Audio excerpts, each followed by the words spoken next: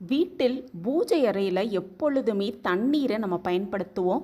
தீர்த்தம் இல்லாத பூஜைகளே கிடையாது அப்படிங்கிற ஒரு வழக்கம் இருக்குது. அந்த வகையில் பூஜை அறையில் தண்ணீரை பயன்படுத்துபவர்கள் நீங்களாக இருந்தீங்கன்னா நிச்சயமாக இந்த ஒரு பதிவு உங்களுக்கு தான்.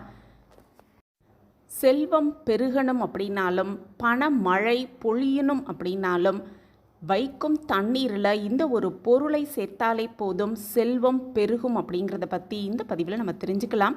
வீட்டு பூஜை அறையில் செம்பு பாத்திரம் அப்படி இல்லைன்னா மற்ற உலோக பாத்திரத்தில் தண்ணீர் வைப்பது அப்படிங்கிறது ரொம்பவே சுபிக்ஷம் நிறைந்தது.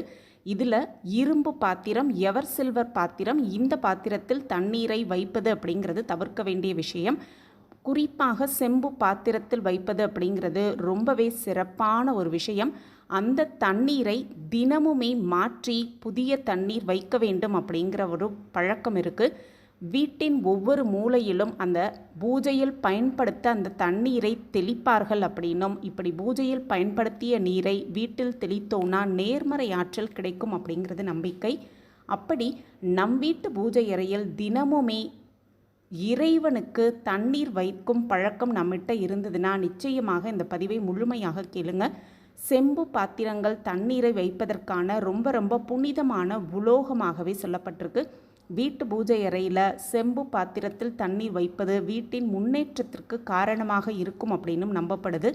தண்ணீர் வருண பகவானை குறிக்கிறது. அதனால தான் பூஜை அறையிலும் தண்ணீர் வைக்க நம்ம முன்னோர்கள் சொல்லி வச்சுருக்காங்க.